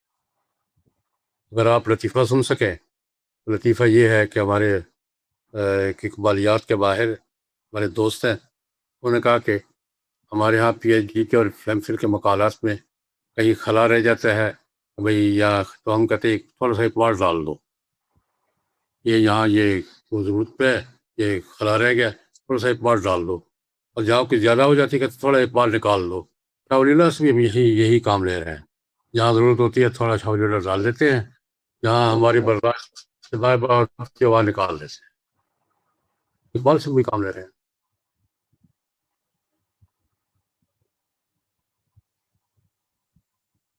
السلام حضرت علیکم. ایک ہاں وعلیکم السلام. جی بیٹا. جی، میرا سوال یہ ہے کہ آپ نے روایت اور درایت کے باب میں تو بہت اچھے طریقے سے یہ بتایا کہ شاہ صاحب کیا سورسز یا کیا طریقہ کار اختیار کرتے ہیں، لیکن وجدانیات کے باب میں ان کی انسپریشن کیا ہے؟ تھوڑا شاہ سا یہ صاحب وضاحت کر. شاہ صاحب بہت بڑے صوفی تھے، عملی صوفی تھے. وہ خود کو لکشمندی کہتے ہیں، اور ایک روایت ایک دائرے کے ذکر اذکار بھی، ان کے مراقبات بھی، بڑے مکمل صوفی ہیں، اور صوفیات میں بھی بہت اعلیٰ مقام کے. وہ اس کی تشریح بھی کرتے ہیں، اس کی دائرہ بندی بھی کرتے ہیں، اس کی چھانٹی بھی کرتے ہیں کہ یہ بات درست ہے یہ نہیں ہے. صوفیات کی چھانٹی بھی کرتے ہیں، اور تصوف کی اصطلاحات استعمال بھی کرتے ہیں، اور عمل بھی کرتے ہیں. صوفی بھی وہ اوپر A1 درجے کے. جی بہت شکریہ. اچھا، اسی طرح یہ بھی فرمائیے کہ جب ہم یہ کہتے ہیں کہ شاہ صاحب حکم کا سماجی پس منظر بیان کرتے ہیں اسرار دین میں، تو جو بدلتا ہوا سماج ہے یا ملٹیپل سماج، متنوع سماج ہے، اس کی ضروریات بھی کیا ان کے ایک ٹیکسٹ میں، ان کے متن میں کیٹر ہوتی ہیں؟ دیکھیے تو ہمارا کام ہے نا. شاہ صاحب کے دور میں یہ اجتماعیت، یہ گلوبل سسٹم نہیں تھا، علاقائی تھے. شاہ صاحب نے اپنے دور کی ضروریات محسوس کی اور نشاندہی کی کہ یہ ہونا چاہیے. یہ تو اب ہمارا کام ہے کہ شاہ صاحب کے فکر کو آگے بڑھا کر آج کے دور کی ضروریات محسوس کریں اور تطبیق کی کوشش کریں. یہ شاہ صاحب کا فکر یہ نہیں کہ ان کی جزیات کو ہم یہاں ناقص کریں. شاہ صاحب کی ضرورت یہ ہے کہ وقت کی ضروریات محسوس کر کے ایڈجسٹمنٹ کی کوشش کریں. یہ ہمارا کام ہے. ہم اگر یہ کام کر سکیں تو شاہ صاحب ہی کا کام کریں گے. السلام علیکم. وعلیکم السلام. شاہ صاحب نے مقدمے کے بالکل شروع میں یہ ایک عبارت ہے ان کی کہ الحمدللہ الذی، جو اس میں یہ ہے کہ تمام جو مخلوقات ہیں ان کو فطرت اسلام پر پیدا کیا ہے.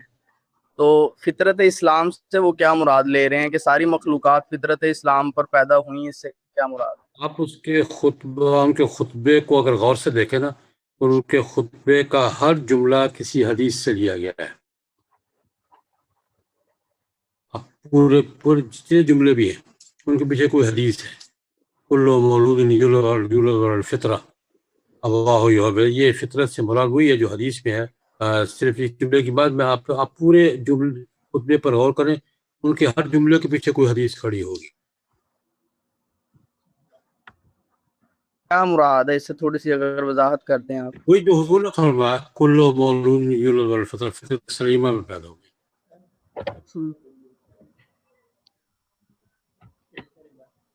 السلام علیکم.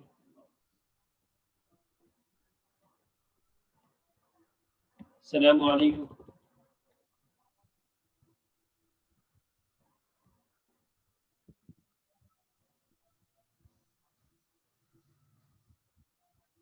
جناب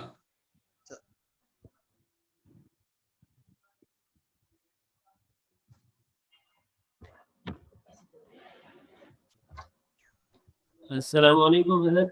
السلام ورحمۃ اللہ. حضرت پوچھنا یہ تھا کہ ابتدا میں آپ نے ڈاکٹر ماریا اور دو اور بزرگوں کا حوالہ دیا تھا، اور میں ایسے نہیں پوچھنا یہ چاہ رہا ہوں کہ ڈاکٹر شاہ ولی اللہ رحمہ اللہ کا جو فکر ہے یا جو اسلوب ہے، اس کو ہم کیسے سمجھ پائیں گے؟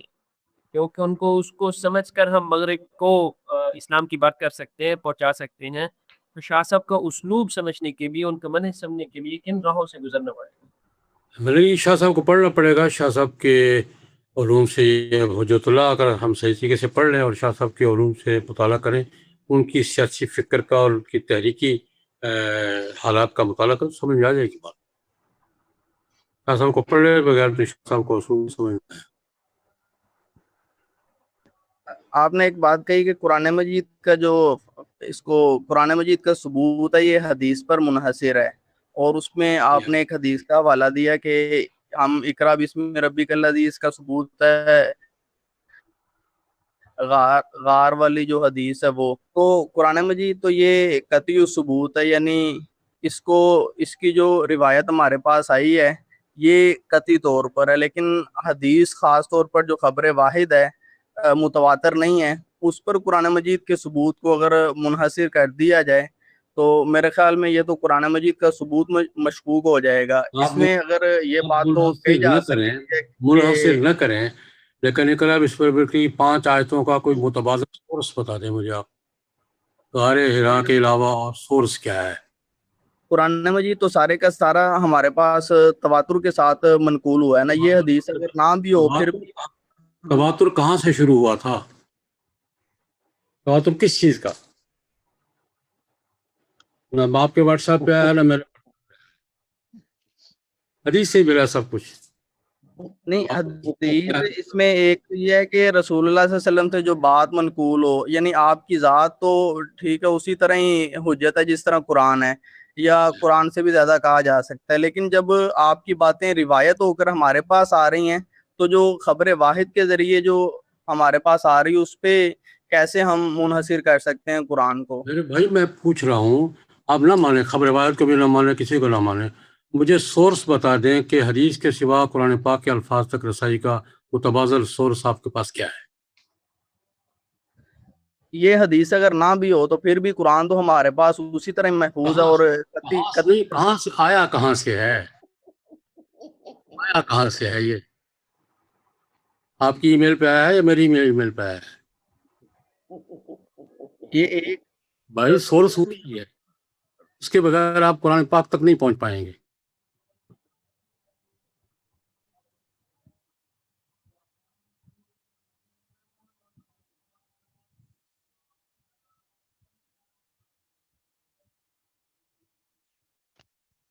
अस्सलामुअलैकुम।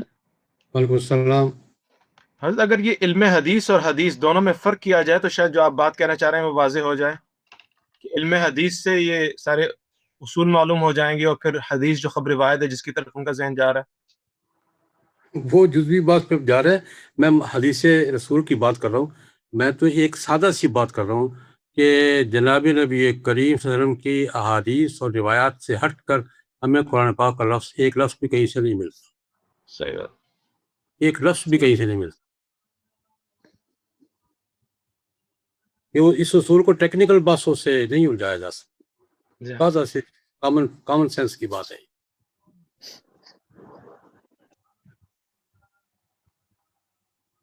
अच्छा हज़रत, एक सवाल और था ज़हन में जी, कि वो हज़रत शाह वलीउल्लाह रहमतुल्लाह अलैह को उनके ज़माने में या उनके बाद किसी शख्सियत ने उनसे इख्तलाफ भी किया उनके उसूलों से? कोई बड़ी शख्सियत ने? हाँ, होते हैं, इख्तिलाफ़ात तो होते हैं। नहीं, कोई बड़ी शख्सियत का नाम आता है तारीख में, कोई रिवायत और चली हो शाह साहब ने जिक्र किया कि मुझे ये खतरात का जिक्र किया है, लेकिन मुतय्यन मेरे ज़हन में नहीं है, सब होगा। लेकिन अच्छा। हर शख्सियत को, हर मुफक्किर को अपने दौर में इख्तिलाफ पेश आया, और इख्तिलाफ अगर पेश ना आए तो उसका मुफक्किर होना मशकूक हो जाता है। सही। और हज़रत दूसरा इसमें सवाल ये था कि 1857 के बाद उलमाए देवबंद के अलावा भी किसी उलमा के गिरोह ने शाह साहब की रिवायत को आगे बढ़ाया है, या ये इनका तुरा इम्तियाज़ बन गया फिर कॉलोनियल दौर में? नहीं, हुआ ये है, इब्तदाई दौर में जो मदारिस शुरू हुए ना, अब तो तकरीबन तमाम मकातब फ़िक्र के मदारिस आहिस्ता आहिस्ता उसी उसलूब पर हैं। दरस निज़ामी का हिस्सा भी है उसमें, शाह साहब का निसाब का हिस्सा भी है, कुरान पाक का तर्जुमा तफसीर भी है, हदीस की रिवायत भी है। तकरीबन कोई मकतब फ़िक्र ऐसा नहीं है जो इस इज्तिमाई उसलूब से हट कर अलग कोई तालीम देता हो, सबका दायरा एक ही है। सही सही ठीक है। और किस साथी ने सवाल करना है? शुक्रिया। अस्सलाम वालेकुम। वालेकुम अस्सलाम व रहमतुल्लाह। हज़रत मेरा सवाल ये है कि शाह साहब लफ्ज़ इस्तेमाल फरमा रहे हैं इल्म असरार दीन, और दूसरी तरफ हम देखते हैं कि ख़ास तौर पे अरब हज़रात के यहाँ मक़ासिद शरिया का फ़न बड़ी क़ुव्वत से उभर कर के सामने आया है। तो मक़ासिद शरीयत का जो फ़न पूरी एक रिवायत है, अबू इसहाक़ शातिबी से पहले के ज़माने से लेकर के फिर इब्न आशूर के वक़्त से फिर अभी, तो उसके और शाह वलीउल्लाह साहब के इल्म के दरमियान आप कैसे तक़ाबुल फरमाएँगे? मैंने एक जुमला अर्ज़ किया था कि एक है इल्मी नज़री बास, एक है समाजी तत्बीक। शाह साहब का दूसरा ज़ौक़ ज़्यादा है, ये मक़ासिद शरिया है, सही, लेकिन समाज मुआशरे की ज़रूरियात क्या है, शाह साहब इस हवाले से थे। सही। अस्सलाम वालेकुम। क्या अरब हज़रात ने भी इनकी इल्म को अपने मक़ासिद शरिया के फ़न के साथ जोड़ा है, या सब ने नहीं, लेकिन शाह साहब के इल्म वहाँ अरब अरबों में भी हुज्जतुल बालिग़ा बहुत से हलकों में इसको पज़ीराई मिली है और ज़िक्र करते हैं वो लोग। सही, शुक्रिया। अस्सलाम वालेकुम। वालेकुम अस्सलाम। जी, हुसैन मोहम्मद मेरा नाम है। जी। मौलाना साहब, आपने फरमाया कि शाह वलीउल्लाह साहब जो हैं वो एक दौर जदीद के आदमी हैं। तो जदीदियत का आपका नुक्ता नज़र क्या है? आप जदीदियत को क्या समझते हैं? और शाह वलीउल्लाह मैंने साहब की जदीदियत की इब्रा की क्या शक्ल है? मैंने ये नहीं कहा कि वो जदीद दौर जदीद के आदमी है। मैंने कहा उन्होंने दौर जदीद की ज़रूरियात को महसूस किया है, उसको पूरा करने की कोशिश की है। जी, तो उसकी शक्ल क्या है? मतलब उनके जो वो ये इसलिए कि उन्होंने ज़माने की ज़रूरियात को महसूस करके जहाँ जहाँ ताबीर की ज़रूरत थी उन्होंने ताबीर की है। यही शक्ल है, आज भी यही शक्ल है। जी, दूसरा एक सवाल ये है कि आपने फरमाया कि देवबंद जो है उनके सियासी फ़िक्र को लेकर आगे चला है, अगर मैं दुरुस्त समझा हूँ। तो मतलब कैसे ज़रा इसकी वज़ाहत फरमाएँगे कि मतलब मतलब एक सियासी तहरीक उनकी जो थी ना, मसलन उन्होंने यहाँ आज़ादी की और माशियात के दायरे में इनकलाबी यानी इज्तिहादी फैसलों की, उनको तकरीबन, मैं किसी दूसरे की नफ़ी नहीं कर रहा, लेकिन मजमूई तौर पर इस फ़िक्र को सियासी दुनिया में भी, इल्मी दुनिया में भी तो विरासतन मुंतकिल हुआ है।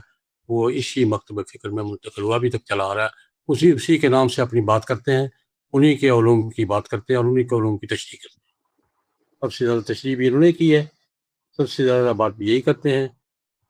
बाकी मिन कुल्लिल वजूह तो कोई भी नहीं हो सकता। बहुत शुक्रिया। शेख जहाँ एक सवाल करना चाह रहा हूँ असदुल्ला की तरफ से दोबारा कि इरशाद।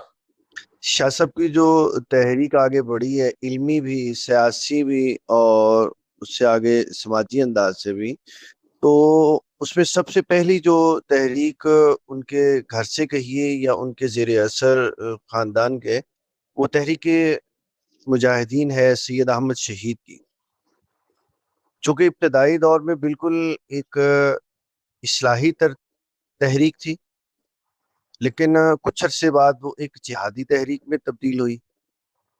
और इस जिहादी तहरीक के यानी पहला जो मरहला जिसमें ये अंजाम को पहुंचता है 1831 में, वहाँ तक ये मुत्तहिद थी, उसके बाद ये मुंतशर हुई। और 57 के जो गदर भी कहलाता है, तहरीक आज़ादी भी कहलाती है, उसके उलमा जो हैं वो भी उसमें यानी शिरकत वाले भी शाह वलील्लाह को ही फॉलो करते हैं या उनसे अपना सिलसिला जोड़ते हैं, और उसका इनकार करने वाले जो लोग हैं यानी तहरीक आज़ादी का, वो भी शाह साहब ही से जो है वो अपनी निस्बत जोड़ते हैं। तो ये जो इल्मी इख्तिलाफात, सियासी इख्तिलाफात हैं, इसमें आप क्या समझते हैं कि कहाँ समझने में या उस पर अमल करने में गलती हुई है मुसलमानों से उस दौर में? अगर इसको इख्तलाफ और तनाज़े के बजाय तकसीम कार के दायरे में देख लें तो मेरे ख्याल में कोई उलझन नहीं रहेगी। जिन्होंने वो रुख इख्तियार किया उस रुख पे आगे बढ़ गए, जिन्होंने इल्मी रुख इख्तियार किया, कुरान पाक की हदीस की तशरीह का और वो रुख इख्तियार कर लिया है। میں اچھے تقسیم کار کے دائرے میں دیکھتا ہوں.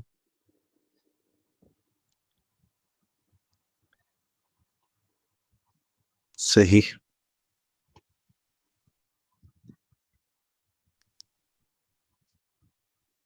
السلام علیکم. وعلیکم السلام. حضرت میرا سوال ہے شاہ صاحب کی فکر کو ترویج دینے میں علماء دیوبند کے کردار کے حوالے سے. آپ نے ذکر فرمایا تھا کہ شاہ صاحب اپنے زمانے میں علماء کا رخ فکری جمود سے فکری تحرک کی طرف موڑنا چاہ رہے تھے. تو جب ہم حنفی فقہ کی تعبیر نو کو دیکھتے ہیں یا اس کی تعبیر کو دیکھتے ہیں جو علماء دیوبند کے ہاتھ پر ہوئی ہے، تو جو عمومی تاثر ابھرتا ہے وہ یہ کہ یہاں پر جمود بہت زیادہ ہے. ایک ہے جمود کا دعویٰ. آپ گزشتہ نصف صدی کے فتاوی الفتاوی اٹھا لیں، اس میں دیکھیں کہ پرانے فتوے کتنے ہیں اور نئے کتنے ہیں.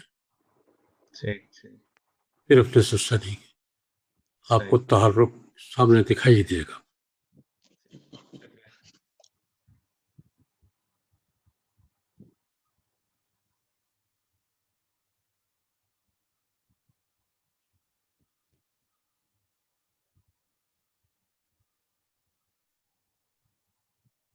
حضرت یہ اکثر آپ فرمایا کرتے ہیں یہ تقسیم کار والا جو ایک نقطہ نظر ہے تاریخ میں علماء کے میں جو بھی ہے، لیکن اس پہ اکثر میرے ذہن میں یہ بات آتی ہے کہ تقسیم کار اگر ارادی طور پر ہو تو اور بات ہے، لیکن جب یہ پھر ایک ہی معاشرے کے دو گروہ ایک دوسرے پر الزام تراشی شروع کر دیں تو پھر یہ جو تقسیم کار والا معاملہ ہے یا یہ جو نظریہ ہے یہ اتنا فٹ محسوس نہیں ہوتا. یہ ویسی ایک ذہن میں بات آتی ہے بھی چونکہ ایک الزام ہے. ٹھیک ہے، فرما رہے ہیں. تقسیم کار ایک ارادی ہوتی ہے، تکوینی ہوتی ہے. ہاں ٹھیک ہے، بس پھر یہ تکوینی ہے، یہ تکوینی ہو گئی پھر. ٹھیک ہے، شکریہ.